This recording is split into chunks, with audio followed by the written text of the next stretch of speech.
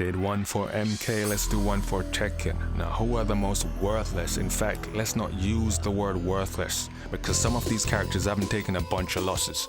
Let's use the word lamest. Who are the lamest characters in Tekken? Based on lore, were their stories interesting, intriguing? Did they add anything to the game? And if you remove them from the game, did they have any impact? So basically, who has the wackest or lamest story in Tekken? Let's go. And let's just throw all the goofballs in the bin. Your Kumas, your Combots, the skins, Miharu, Sebastians. We're not counting any of those goofballs. We're actually going to count actual characters where the developers and writers actually thought they cooked and the characters actually suck. Let's go. Now right away, people are going to say Paul and Law. And it is damn true. Listen, if I just picked up Tekken 8 and started playing the game and played through these character stories, I would 100% believe Law is literally the worst character in Tekken, wackest character. Paul too, but their bios are saving them. What they done decades ago are saving them. Of course, Paul defeated Ogre, and Law, despite what people may tell you, wasn't actually a joke between Tekken 1 and 2. He actually had a good story where he was defending his dojo and defeated Baekto-san. Yeah. So he's actually done something, but these guys are relying on shit they done decades ago. Without that, they would definitely be in the run-ins, because the current versions of these characters are poorly written and essentially gutter trash. Nina. Now straight away, she's a shit assassin. Yep, we can acknowledge that.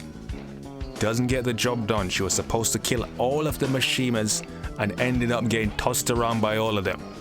At least she killed Anna's husband, right? So she got one job done. And she's obviously important to Anna's story, to Steve's story, so she can't be one of the most worthless or wackest or lamest characters. Her story's stagnant and lame as hell, don't get it twisted. The same shit we've been seeing this whole entire time, zero creativity, but there are characters that have done nothing, nada. Now we gotta talk about one of your boys, Ganryu, you know, bodyguard or Yokozuna. Then these writers got the bright idea to turn this guy into a freaking simp. By the way, not funny. Simping for Julia Chan. This dude ain't never gonna hit for shit. Someone come get your boy Ganryu, man. But yeah, there's actually characters that might be worse than him. Ganryu, being a former Yokozuna and a bodyguard, is literally what's keeping him from being one of the wackest Tekken characters ever, or lamest. That's how bad this shit is. Shaheen. Again, his bio.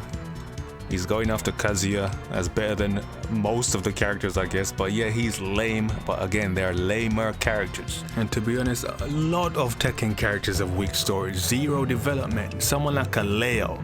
Someone like a Lydia. Bland and boring. It's like watching beige paint dry. But in Lydia's case, at least she's a prime minister. And she had a chapter. So she actually done something, even though she's dry as hell. So we have to keep digging, people. Good grief. And here's one that a lot of people bring up. Here's one of the contenders, and that's your boy Gigas. Now look, a lot of people think Gigas is a lame character, zero impact, but I actually thought his story was half decent. A regular guy captured by G-Corp and turned into a bioweapon, now going up against his own daughter. I thought it was decent, but guess what? They never followed up, never included him in the main story, and dumped him after one game, effectively making Gigas pointless.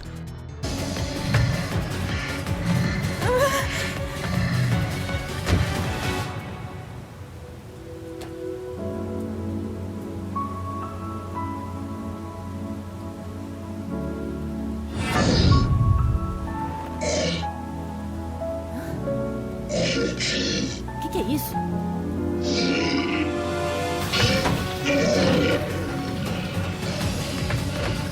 Volta aqui!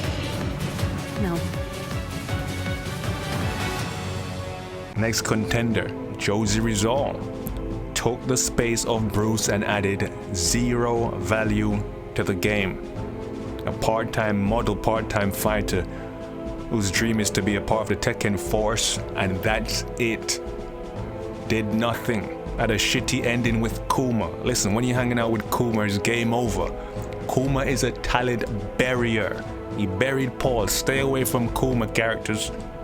So to sum it up, Josie Rizz took the place of Bruce, which is bad. People didn't like that too. She added nothing to the lore. The characters whack, not interesting, not intriguing, offered nothing. Josie Rizz is easily one of the worst and lamest characters in Tekken. She is 100% in the run-ins. Speaking of bad, weak storylines, we have a newcomer here, Azucena. Entered the tournament, wait for it, to promote her coffee. Holy shit, these guys aren't even trying anymore. We literally just done a video deep diving into the most worthless Mortal Kombat characters, and Kira and Cobra were there, and Kira and Cobra are far more interesting than most of these characters just mentioned. Mortal Kombat's worst, most worthless characters are better than most of the Tekken characters. You're entering a tournament that determines the fate of the world with demons, cyborgs, and you're going there to promote your coffee. And the writers sat down and thought that cooked. Oh, this is gonna be interesting, intriguing. Okay, bro.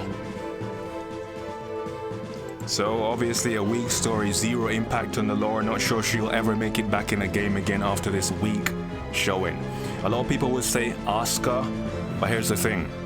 Asuka at least defeated Lily in that shitty feud and helped out with the Jackson Tekken 8. I'm literally reaching for straws here, but we're gonna save Asuka for a different video. Most disappointing characters or biggest flops. I guess because we mentioned Gigas, we might as well mention Cat, right? I'm sure some people think she's one of the wackest or lamest characters in Tekken. Do I believe so? No, the story's not all that, but again, it's better than some of the others. She's trying to find her dad. She entered the tournament to find her dad. That's more effective than just being a model trying to fight or trying to sell coffee. At least there was an attempt to tell a half-decent story with some emotion.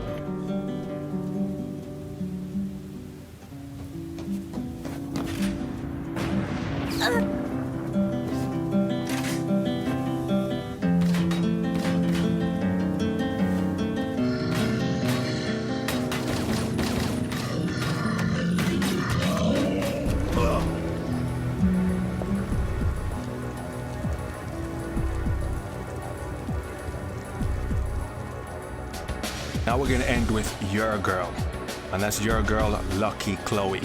G-Corp hires her as their mascot. She's a J-pop idol. A J-pop idol in the Tekken universe.